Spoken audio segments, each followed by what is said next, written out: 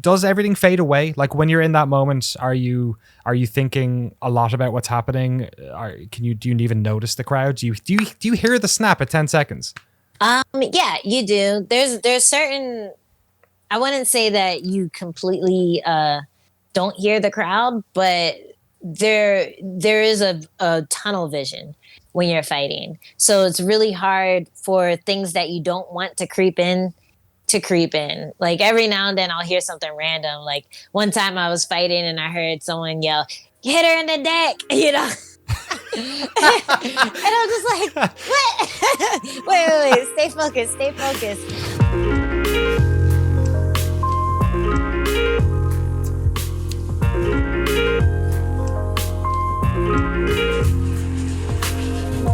Hey folks, Danny here. You're listening to Noclip or watching Noclip if you're on youtube.com/Noclip podcast. And today I'm delighted to be joined by not a game developer, actually, somebody I've been looking forward to speaking to for a long time. One of my favorite elite video game cosplayers, but more importantly, a mixed martial artist who competes in the strawweight division. She's a former Invicta FC champion and currently ranked 13 in the insanely competitive UFC women's strawweight division. One of the most active fighters on that roster too, so I'm very glad that she was managed to squeeze us in. I am, of course, talking about Angela Overkill Hill. Angela, thank you so much for taking the time to come on NoClip. Thanks for having me. I'm honored. I love when I get interview offers from people outside the MMA scape. So right. Thanks for having me. Well, I mean, I think people in gaming have come across you in many different types of forms over the years. Probably a lot, in my case, for sure, because of some of your awesome cosplay. But also, it just seems like gaming and UFC, at least from my perspective, there's a bit of commonality there. You were just doing a stream on UFC's Twitch channel, which, again, I'm delighted that you managed to squeeze us in, because were you on for like 2 hours? Yeah. Half of the time I was just trying to figure out the controls though, so it kind of went by a little faster than I thought it would. Yeah, so you're playing UFC 4 at the top, right? Obviously like a sort of a promotional thing. I'm sure the game only came out earlier this week, I think. How did you find that? You were in UFC 3 as well, right? Is it weird playing yourself in video games? Yeah, I actually hate playing myself. I think if it was a different type of game, but I don't know if it's anxiety or I just get too excited and I can't focus on the timing and the technique of playing the video game. I just want to hit, smash the buttons. So when it comes to fighting games, I've always been a button smasher, and it will work against like my older brothers or whatever. But once I started playing people who are actually good at it, I'm like, oh, I'm terrible at this game. I think that happens to everyone who grow up playing fighting games with their siblings, is that then you play somebody who like takes it seriously and it's just like a whole other experience. Yeah, I'm like, who are you? Why are you so good at this? My husband, he would always beat me in Street Fighter. We got one of those little mini ones, the retro Street Fighter 2 one, Super Nintendo or whatever. So on one of our fight weeks, we went out with Justin Flores, who is the famous like Ronda Rousey's judo coach. So he's really famous for that. And he schooled my husband in Street Fighter, and he always beats my ass. So then he plays Justin. He's like, we'll see how he did. And Justin just wipes the floor of him. I think he went 20-1. Like he won one. He lost 20 of them and won one. He was like, I'm done. I got it. I won. That's usually my move. I'll just play until I win one, and I'm like, I'm the champion. Exactly. Go out on top. Yeah, so it's definitely a different experience. But with UFC, playing as myself, because it's so realistic, it's not like it's not, what do you call it?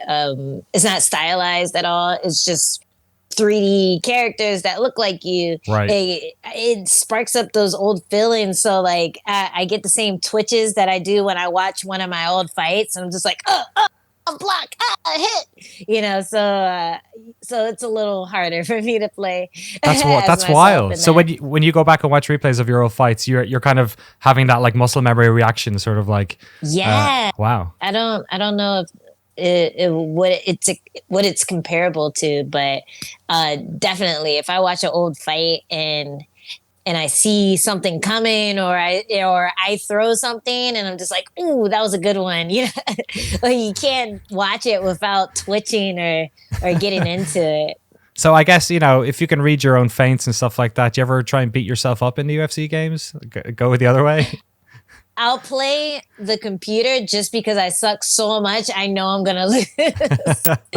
Just to watch the highlight of me knocking out the person that I chose. Did you check your stats? Because they do give you numerical stats in those games, right? Did your stats go up or down in UFC 4? Have you? No, I don't remember because now they just have stars. And before, I think it was like a number system. Yeah. So I don't know if it's better or worse, but I'm not happy with it. I have 3 out of 5 stars. I'm like, what the hell? And I'm looking at the other people with 3 out of 5 stars. I'm like, no way. Come on, man. I definitely have more stars than them. I should at least have 3.5 stars. So you should be more like Rose Namajunas and just like fight 4 times in 3 years, and then you can I mean, no. Yeah. I was just about to say, like, you keep really busy. I think, have you fought? Is it 3 times this year already in 2020? Yeah. Yes. It's been 3. Right, and you've another one coming up September 12th, which will be pretty soon once this podcast comes up. It was sort of rescheduled from August.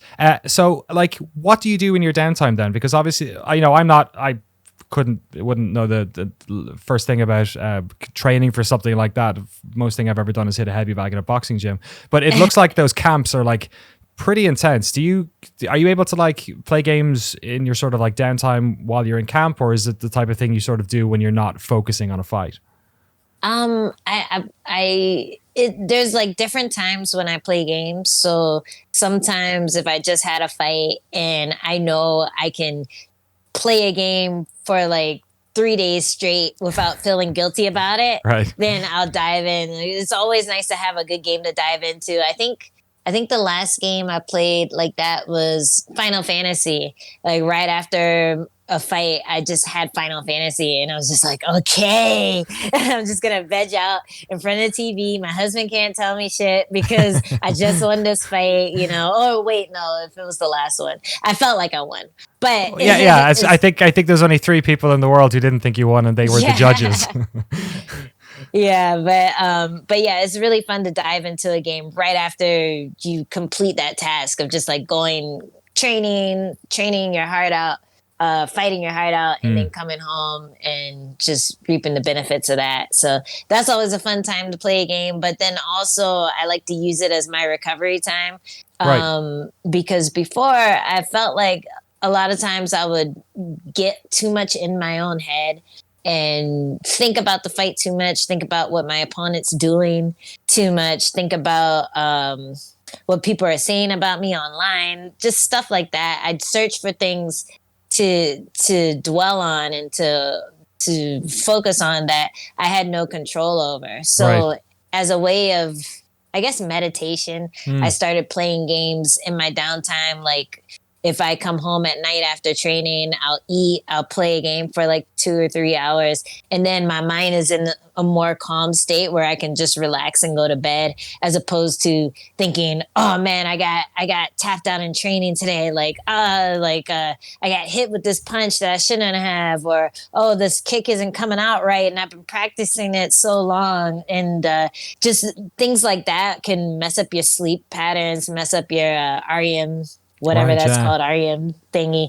And it hurts you mentally, but it also hurts you physically. So video games has been a way for me to shut out the outside negativity and just be able to be zen for a little bit. God, it's fascinating how much of the work that goes into, being a professional fighter is that mental strength, is being able to, on a day-to-day basis, on an hour-by-hour basis, keep that strength going. Does that then affect the type of games you play? Because obviously you don't want to play something that you are having to be like really intense or concentrating on. Do you play games that you can sort of escape into more, like just kind of go automatic? For sure. I really liked Fallout for that. Just because it's so immersive and you don't even have to follow a straight path. You can just kind of wander around, explore this little nook of the map, explore this little place over here, read all the backstory on it, and like find little clues about what happened in this building. And something like that was really fun for me. And I always look for that type of game, something where either it's on rails but it has a really good story, or it's just open world and you can just kind of do what you want and create your own adventure. So games like that, like Skyrim, like well, Last of Us 2 was a really good game like that, where like even though you're going in one direction, it's just like you get totally wrapped up in the characters and in the storyline and in the scary parts and in the calm parts, so games like that are really fun for me to just shut out the outside world and just enjoy playing a video game. Right. I have to ask, what type of character do you play then? If you jump into like an open world Fallout or a Skyrim, are you sort of like the silent assassin, arrows and sniper rifles, or do you like to go in with a big massive axe or something? It depends. I think my first playthrough on Fallout 4, I just like had all the melee turned up. Wow. I just wanted to bash people. Art imitating life. Yeah. Yeah. So that was the first time. But then I started learning that it's a little more fun to sneak around. So I would try to do it that way sometimes. Yeah, it just depends on what mood I'm in. That's right.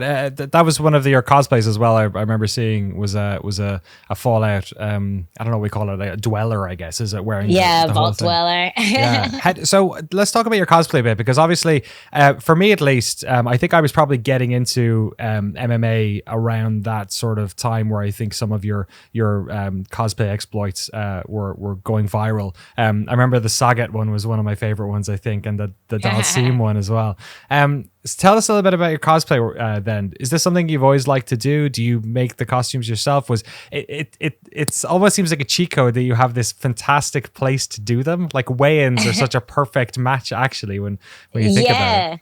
It almost looks like the stage where they have the cosplay, like competitions exactly. You just go up on stage and act it out. So that's definitely the energy that I was trying to bring to weigh-ins.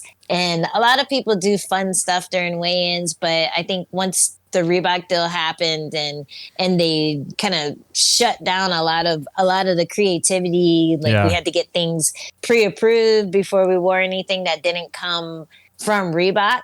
So like I didn't want to be the person who put panties on my head and tried to pretend I was Batman or something, It might have been a good Deadpool costume actually. But the cosplay thing started when I had just gotten cut from the UFC. So I got into the UFC through Tough, and I only had one professional fight at that point, one professional MMA fight. So after I won one after the show, but then I lost two in a row and they cut me. And it was just like really devastating for me because I felt like I had made it. And even though I lost two, they were against good people. Both of the girls were ranked like 3 and 4 at the time. It was Rose Namajunas and Tisha Torres. So I'm like, oh, they're not going to cut me. Like, I still got stuff to do. There's still plenty of people I could beat up, just not number 3 and 4 yet. And then they're like, nope, get out of here. So it was devastating. And one thing I learned from that is once you get into the UFC, you need to be ready to make a title run. So no matter where you are in the rankings, like once you get signed, it's ideal. Like a lot of people just go to get their foot in the door.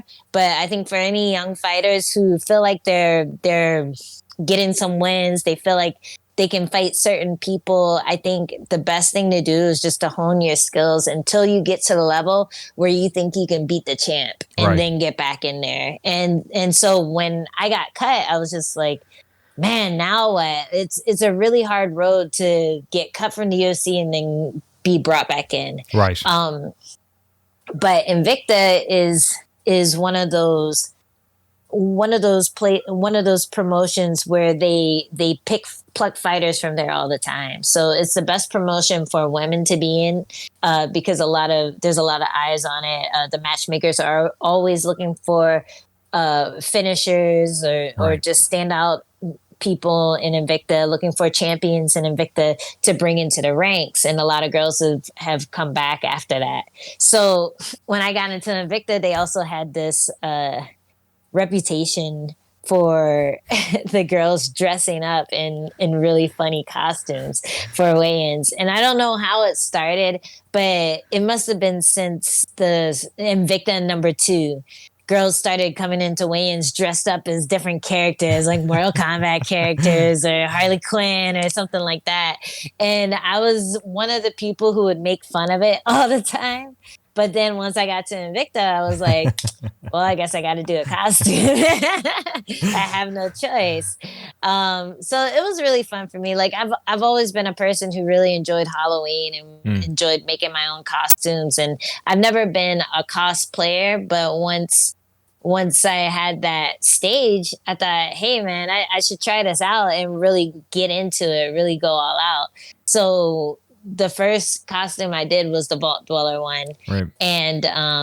And when I was playing Fallout and just kind of shutting myself off from the rest of the world and all the naysayers and the people who were saying like horrible stuff like, oh, Angela Hill sucks. Like she's going to do horrible in Invicta too. She should just quit. She should retire. She's too old to even think about getting back to the UFC. Like all this stuff. I'm like, why am I looking at this? You know, it's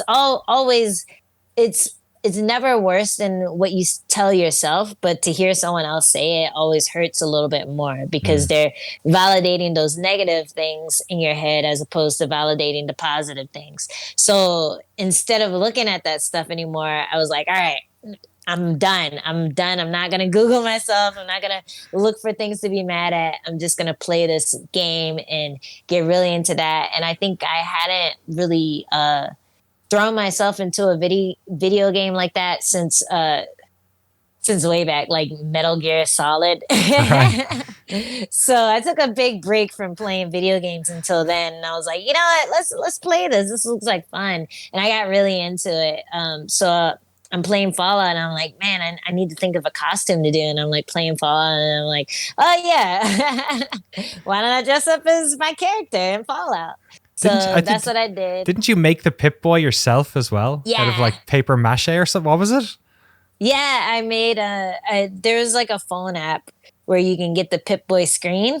So I was like, oh, this is perfect. So I got like a tube and I got some foam board and paper mache and I just like sculpted myself a Pip-Boy with a little slot that I could slide my phone into. So it looked really cool, especially when I slid the phone into it because it was like this fluorescent light. It looked just like the video game. And then with the whole outfit on, like it was perfect. So was it like a blue jumpsuit or? Yeah. Ace Hardware or? Yeah. No, I got one of those party suits and I just like stitched all the designs on it. Like stitched the gold trim and the I think it was the 111 on the back, right, and everything. And yeah, I did all the details with like drew all the details with the ruches and the garment and all that stuff. And yeah, it looked pretty good. So so I was pretty impressed with myself throwing this thing together in maybe like a week and a half. And from then on, after I saw the reaction, once I dressed up, and it was also kind of fun because it made the weigh-in less awkward and more of, oh, this is my peacocking event. This is where I get to show off and show everyone how creative I am and, and become this different character. And weigh-ins were way less awkward when I did that, even though you'd think they would be more awkward just putting yourself out there and being a weirdo. But in a way, like an icebreaker. It just allowed me. Yeah, exactly. It was like, it's like, hey, I'm here. How important Let's is do that this. side of it as well? Because like it's, there's so many people doing this now professionally, more than there was, 5 years ago, 10 years ago. And it seems like such an incredibly difficult sport, because it's like, it reminds me of, like, I love MMA, I love motor racing as well. And then there are team sports, but like you can be in team sports for a long time and be at any level in that. You can be employed as a in a half decent MLB team for your whole career and bounce from place to place. But it seems like so important in MMA to be at the top, or at least aiming for it. And then there's so many people looking for the attention. In gaming, there's like a lot of like influencer culture, right? Like Twitch streamers and YouTubers, and the ones that sort of manage to do this professionally in the long run are the folks who get the eyeballs. Is that a big part of MMA as well? It's just like being out there, like people knowing who you are, having that recognition. Having the recognition is a really good way of getting people to want to fight you, for sure. Right. Because a lot of times you'll have a fighter like me, and I see a lot of guys have this problem where they have a handful of losses on their record, or they're not ranked, but they're a dangerous fight for a lot of people. And you see the way fights go. Even someone who will lose a fight 9 times out of 10, they still have a chance. Right. So I'm not trying to be like cocky, like, oh, people are scared of me, but they are. Because the stipulations that happen if you lose to a fighter like me is there's nothing to win from that. You're not going to go higher in rank if you're already ranked higher than me. Your paycheck isn't going to go up. You're probably going to go down in rankings. You're probably going to be further away from a title shot, and none of that helps you out business wise. So unless you have eyes on you, like for instance, I'm fighting Michelle Watterson, and that's a really good fight for me, even though I feel like skills wise, I feel like I just fought a way better person in Gedalia. But when it comes to eyes on it, she has just as many eyes on her. She has like maybe even more Instagram followers. So it's a way to get your recognition up there. And that's why people always call girls like her out. They call out Paige Van Zant. They call out just anyone who's popular aside from the champions. Right. They get called out because people see them as a good business decision. Like this would mean a lot if I beat that person. So yeah, it definitely helps to stand out in whatever way you can. I think for a fighter like me, I kind of have more of a niche like following, where you have the gamer crowd, and you have like the people who like people who are a little awkward or a little funny. They don't take everything seriously with their posts. It's not just pictures of me mean mugging all the time on my Instagrams or showing my butt all the time. It's like there's always a joke attached. So I think people like to be entertained in that way when they find a personality that they click with. Right. So a lot of my fans, I think they just click with me. They feel like they could have a conversation with me at a bar or something like that. And I think that's important, because I've never wanted to be someone who only used like sex appeal, or only used bravado or shit talking or that type of thing. Like none of that would be authentic to myself. I've never been that type of person in either sense. So to be able to show my humor and show my creative side is a good outlet for me, but it's also a good way to be like, hey, this is the type of person I am. And you don't really see it that often in MMA. So it makes me stand out a bit.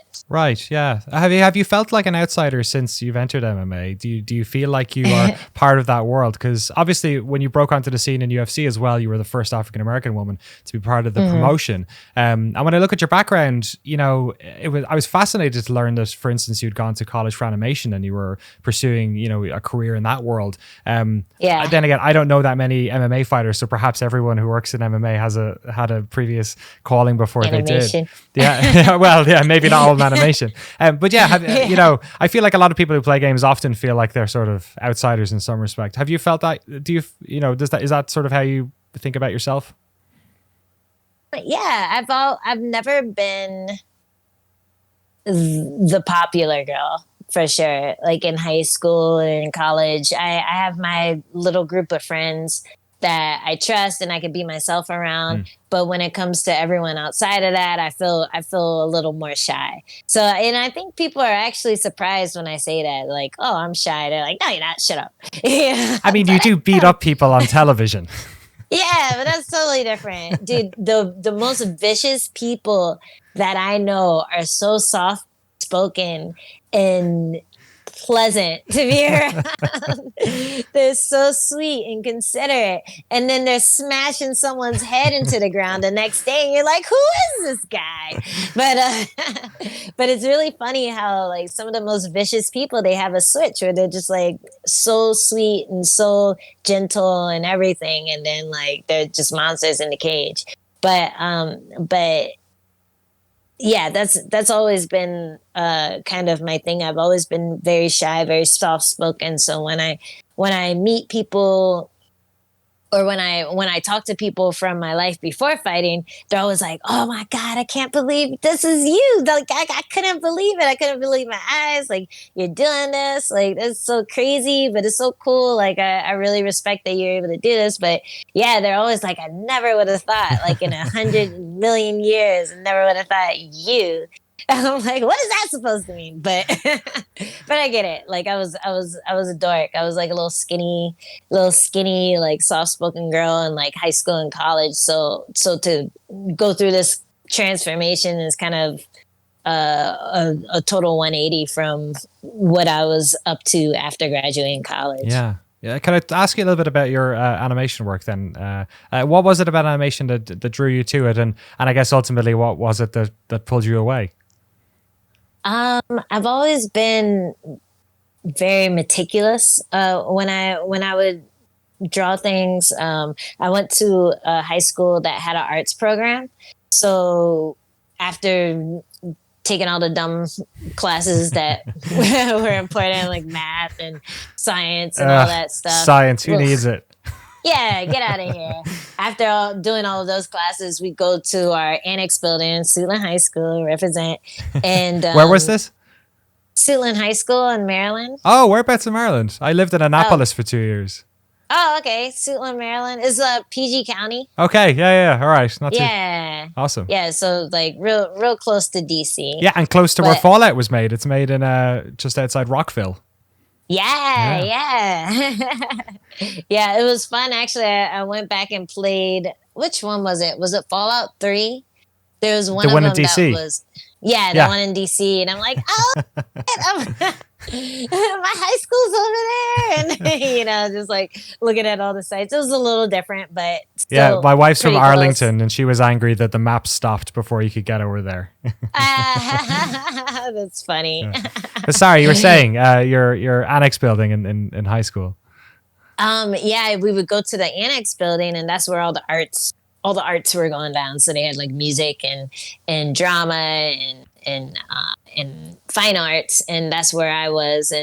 And I had I was able to build a portfolio just doing still lifes and painting and doing all sorts of stuff, printmaking. And I always loved when I could just sit and draw something for hours.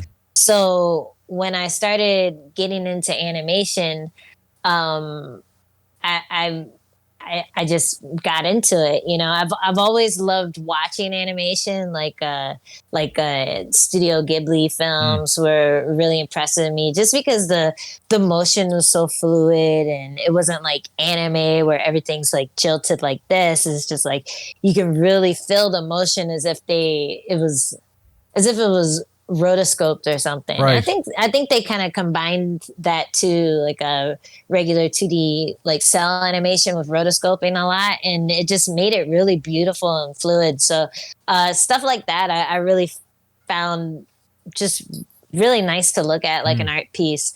And then when I started doing my own projects in school, I realized, oh, this is something that I really like to do. I like to watch something over and over again and capture what makes it look like it's doing something, like what part is moving slow, what part is moving fast, and then put it all together so it's totally like reminds you of what the real thing looks like. And yeah, I just got really into that tedious day in, day out, drawing one thing and then drawing another thing, and then it kind of moves, and then working for 10 days on 5 seconds of animation. For some reason, I really like that. I think it kind of shows, it bleeds into uh, my martial arts training as well. Yeah. A lot of times to get good at something, you just have to work on it, work on it, work on it, work on it, work on it until it's right, and then it comes out right. So I don't know. I've always been very patient. Like that's what my husband tells me, that I was always very patient with things. So I think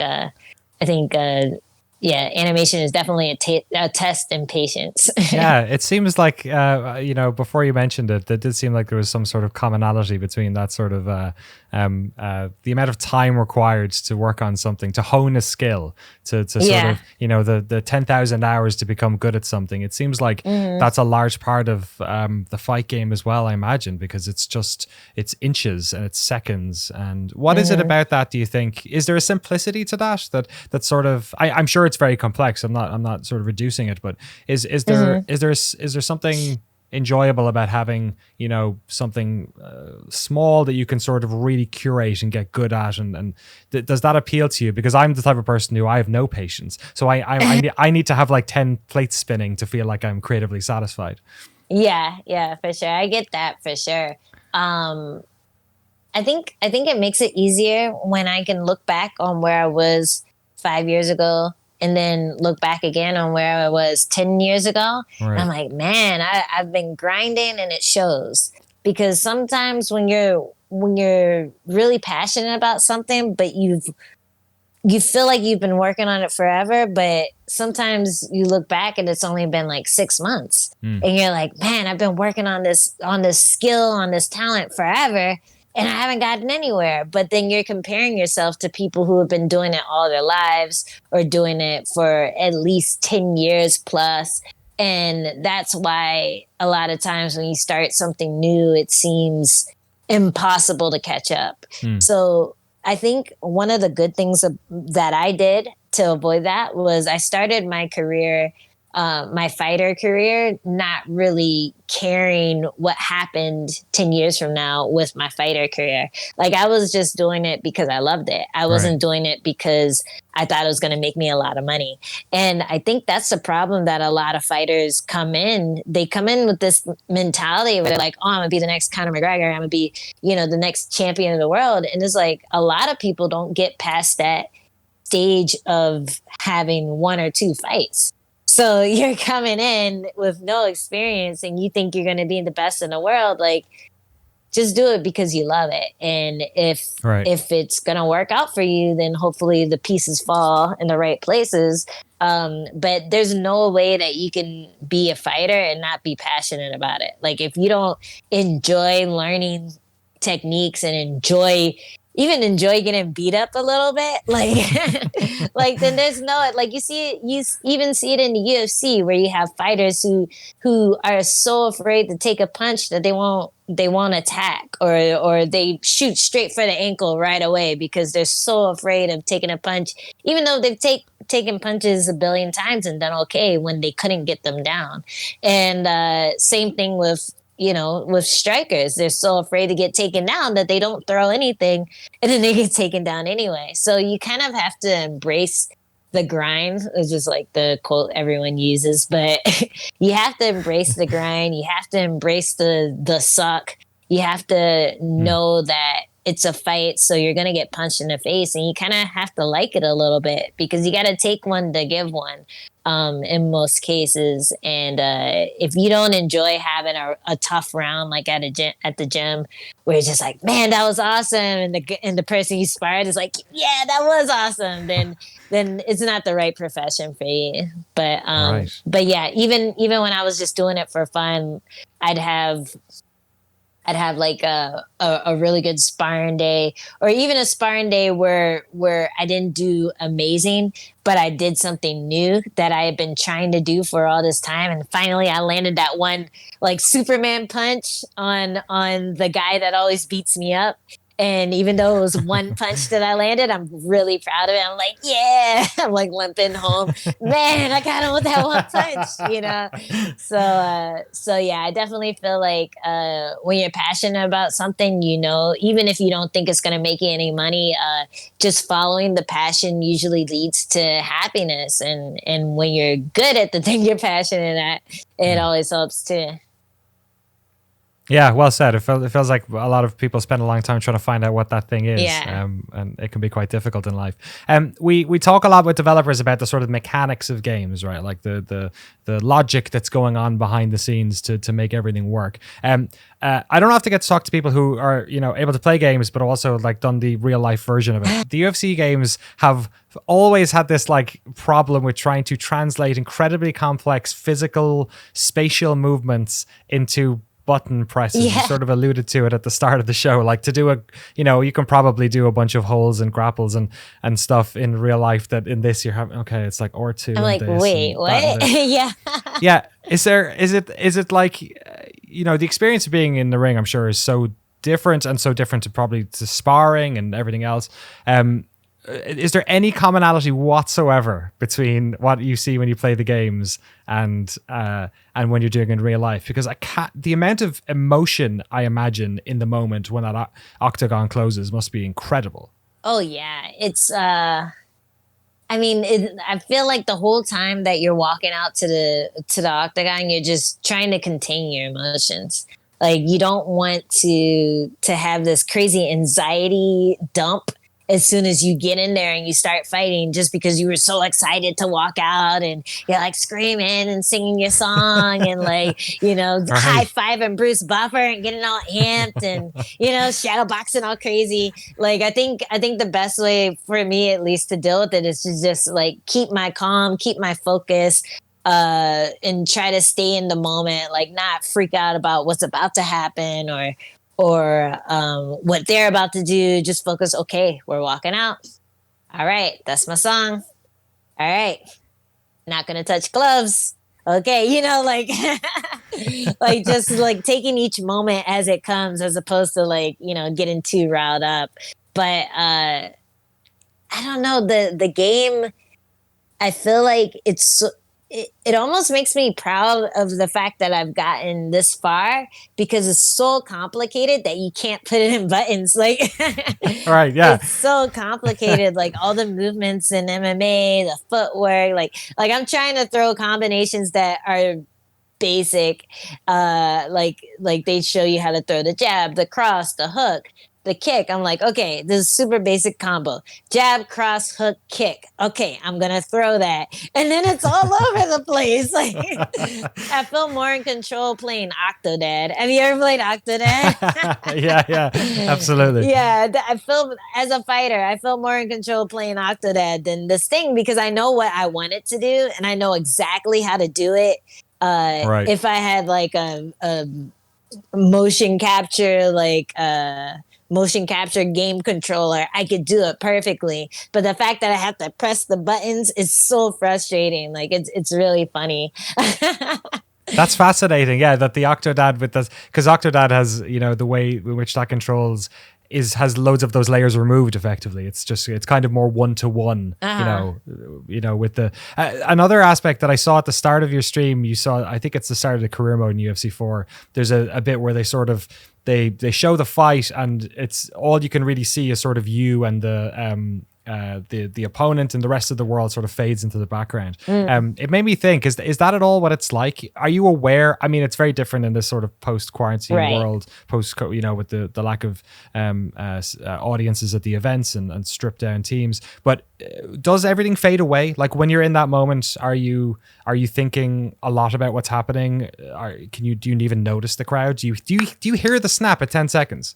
Yeah, you do. There's certain, I wouldn't say that you completely don't hear the crowd, but there is a tunnel vision when you're fighting. So it's really hard for things that you don't want to creep in to creep in. Like every now and then I'll hear something random. Like one time I was fighting and I heard someone yell, "Hit her in the deck," And I'm just like, what? Wait, stay focused.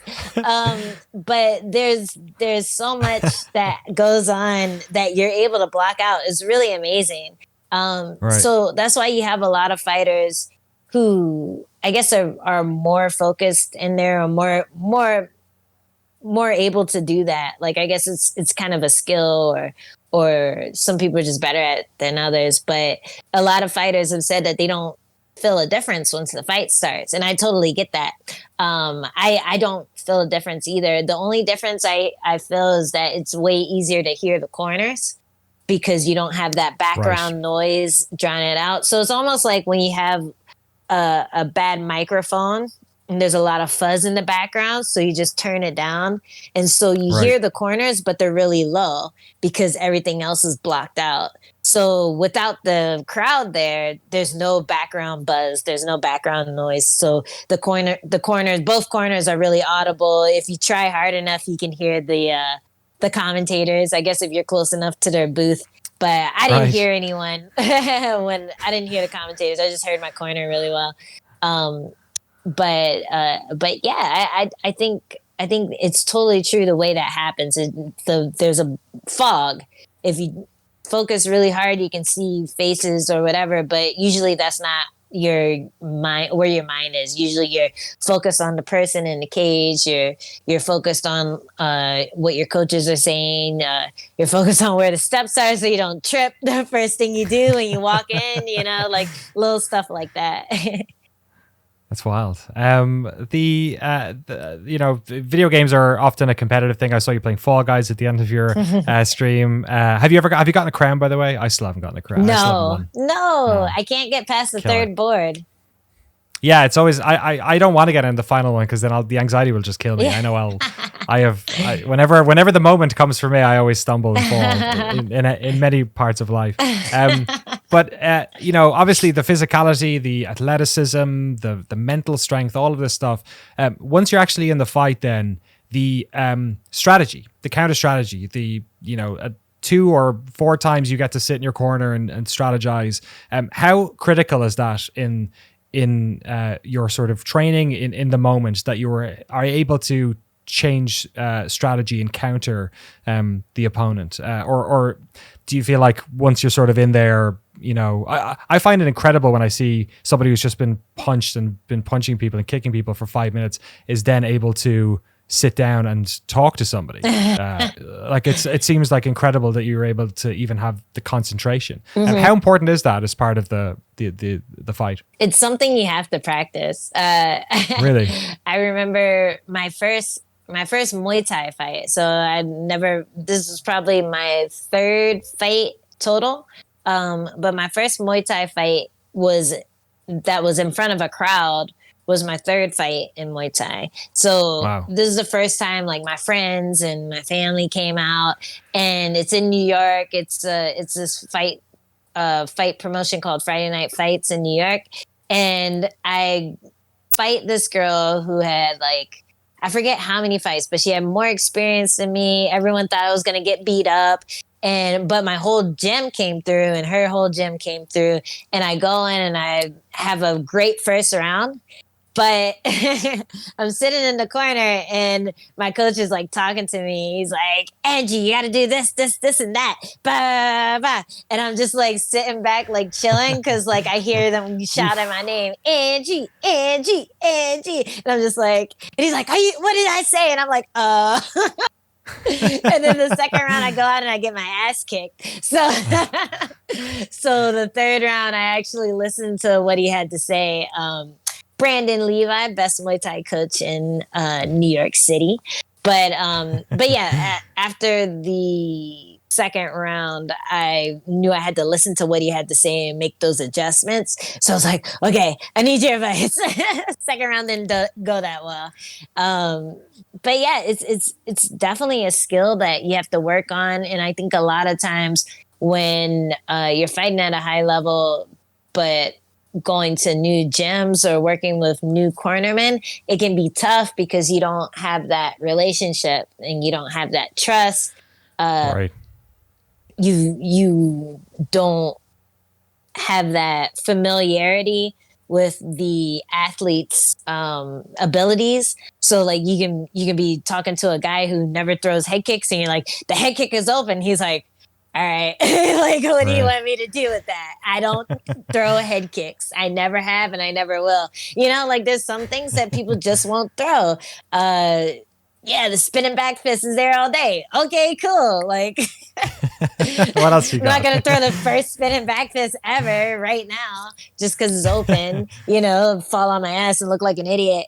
But yeah, just building up that relationship and that trust is really important. And then knowing how to calm your breathing, calm your mind, and focus in on what the coach is saying is really important too. So a lot of times you'll see they go into the court, the corners in between rounds. And a lot of times, if they go right into the corner, they'll still be calming the fighter down. So like the first 10, 15 seconds, you're just breathing, slowing your heart rate down, getting your brain focused, and then you can get your water and start listening to the advice. So that all that is like a skill. It's like NASCAR, you know, like going into the pit stop and they're changing the tires and doing all that. Like the corner is just as important, where they just tell you what you need to do. They make it concise so they can get it out in less than 30 seconds, and then you have time to take it in, get your water, and then shake off whatever happened the last round and get back to business. Wild. It seems like such a incredibly difficult skill set, and it requires so much as well. Let's go back to games for a little while. Okay. Let's go back to the chill zone. You've just won a fight. You've got 3 weeks to do whatever you want. Yeah. There always has been a little bit of overlap between UFC and video games, probably a lot to do with the promotional stuff. Like when I first moved to San Francisco, I went to Gilbert Melendez's gym for like maybe 2 months. And I went on a Tuesday afternoon one day when there was no one else there, and he was dressed up as Altair from Assassin's Creed, or for some promotion. So he's taking a photo. I was like, "What the fuck's going on?" I was working this. It was wild. I worked at a video game website, so I came to the gym, and then I was like, "What?" Like, it's just like the world's colliding. Yeah. Mighty Mouse was like one of the first fighters that I saw, Demetrius Johnson on Twitch. I think PUBG was the game that he played. Do a lot of MMA fighters play games? Do you like talk about games? Is there ever games in the gyms, like consoles hooked up? Or because it's funny, you talk about being an outsider. I would have thought that this would have been one of the worlds in which games, it's a pastime where you sit on your arse a lot. Yeah. You know what I mean? I'm not the fittest person in the world, but do you feel like a lot of fighters these days are playing games? Like, not everyone's Sugar Sean O'Malley, but is there a lot of people doing it? I think so. I definitely, in any given gym, you'll I think about 25% of the guys are big gamers, and then the rest are just like, I play Madden, or like they just play FIFA, like the Mexican guys, they always play FIFA, or like when it comes to I guess I call them weird games, the more obscure games, even something like Red Dead Redemption is obscure to a lot of people, Right. But yeah, I think you see more people playing sports games and first person shooters, like Call of Duty, that type of stuff. Yeah, Call of Duty, and I think that's about it. Like even Tom Clancy is like a little out there for a lot of people, but like Call of Duty and Madden, that's like you can find someone to play that with you all day. Awesome. Yeah, you can have a lot of fun with those games. Yeah. What are you playing yourself then? I think, did you finish The Last of Us 2 recently? What else have you been playing? Yeah, I just finished it. It's heavy. What'd you think? What'd you think of the ending? Oh. We won't get into spoilers just in case, but what was your feeling? Because it's been controversial. It did feel unfinished. Like it felt too open-ended, and I'm hoping they do another one. But then I know I have to wait forever to see the other one. But I think I don't know. Would it be a spoiler if I talked about Joel? I can always. If you don't want to hear about Joel, skip 2 minutes. Okay, let's talk about Joel. All I'll say is I kept expecting him to pop up with a peg leg somewhere, and I was really upset when it didn't happen. Peg Leg Joe. Yeah, Peg Leg Joe. Oh, you That's made cool. it. I knew it. But it's Comes in right at the last moment. He comes in rushing in with a shotgun. right. Yeah. On his peg leg on a horse. Didn't expect the horse to come back, but Right. Yeah.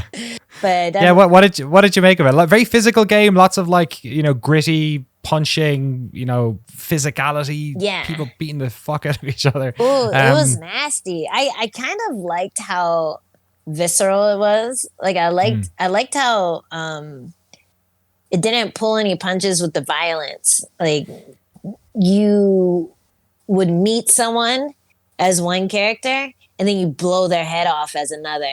And it was just to see their death after having that exchange or before sometimes, it's just like, oh my God, this is so heavy. Like, I don't want to deal with this. I don't want to think about the people that I'm killing. I just want to kill them. And I think the one that got me was after you have your first scene where you're like macheting dogs and stuff, and I was already upset about it. Like I tried maybe 3 times to kill the owner and then sneak around the dog, but they kept getting me. So I had to machete them. And then finally you start playing as Abby and you're playing fetch and I'm like, oh God, Yeah, I can't take it's so good. I can't take it. Yeah, I liked how real they were with the violence. Just because you always hear the argument that people are trying to desensitize people via video game violence. So this was definitely something that made me never want to hurt another living thing. Yeah, I mean, it's remorse is something we don't often see in games. That like sense of remorse you feel. Yeah. Do you ever feel that in your day job? Like when you said like a lot of these people are animals in the cage, but they're pleasant folks outside of it, outside the octagon. No. You have to shut that out, right? Like, no, I mean, I think the only time I would feel something is if I did something illegal that really hurt somebody. Like an illegal move. Like there's this one kid who is managed by my manager, and he was fighting and both of the guys got dropped. So it almost looked like the other person who got dropped was a little woozy. But he ran and threw a knee to the kid's face while he was on the ground. And then he got like an orbital fracture. Like there's no telling how long he's going to be out with that injury. Like if I were to do something like that, I'd feel terrible about it, just because we sign on to a certain rule set and we're both expected to follow that rule set. Even if it's a dumb rule, like 12 to 6 elbows, it's the dumbest rule in the book. But if I'm throwing those, like, who's to stop my opponent from eye gouging me next, or just doing something incredibly illegal? And I think the rules are important, So if I were to hurt someone doing something like that, I'd feel horrible. But I follow rules, beat their ass, via the rules. And they know what they signed up for. I know what I signed up for. So I never feel bad. If I didn't do it to them, they do it to me. So it's kind of like that thing is that I always take that kind of self-defense approach when it comes to justifying violence, I guess. All right. Well, you're going to be doing it to Michelle Waterson on September 12th. I was gonna say best of luck. In theater, we'd say break a leg, but that seems like a particularly inappropriate thing to say to a UFC fighter. Break her leg. Yeah, break. Well, I don't want to say that either. You can. I saw Chris Weidman was on Twitch, I think a couple of days ago, playing UFC with his kid, and every time I see him, I think of Anderson Silva's leg, and I quiver just a little bit. Yeah, that was a nasty one. I still have dreams about it. I don't even step in the octagon, so I don't know how you do it. Angela, thank you so much for your time. I really appreciate it. Can I ask you one more question? Is there any games you're looking forward to playing once you're past this? Are you going to just keep on? You want to be UFC champion. You also got to be Fall Guys champion, right? Oh yeah, that's on the to-do list. I think I play better. after a few drinks. So, Right, yeah. So looking forward to that, just showing my true potential after my fight camp, where I could like chill and have a few whiskeys and then like really get into it. I'm really looking forward to Dying Light. When Dying Light comes cool. out, Yeah. What is it? Is it going to be 3 or is it just going to be another? I think it's expansion? 3, right? I think it's 3, but then there's an expansion coming out soonish that I might play now to tide me over. But that was a really fun one that I played with my husband. I like 2-player games where you can co-op that, right? Yeah, you can just run around and do dumb shit together. Like I like the concept of Far Cry. It's one of those games, but it's just the same game every time. So I don't really look forward to those as much. But Dying Light is just such a fun game to play with someone, like the whole zombie apocalypse thing and parkouring around with your friends and stuff. So yeah, Dying Light was a lot of fun. So I'm looking forward to that. Nice. So if the Reebok deal ever stops, we'll see you dressed up as a zombie then for your next weigh in UFC. Parkour expert. Awesome. Angela Hill, thank you so much for your time. Break her leg, and really appreciate it having you here. Yeah, thanks for having me. Of course. And thank you all for listening or watching. You can follow us on Twitter at NoClipVideo. I'm at Danny Dwyer. You can support all the work we do here on our podcast or the documentaries we make by going to patreon.com/NoClip. Thank you for hanging out, and we'll see you next time. Take care.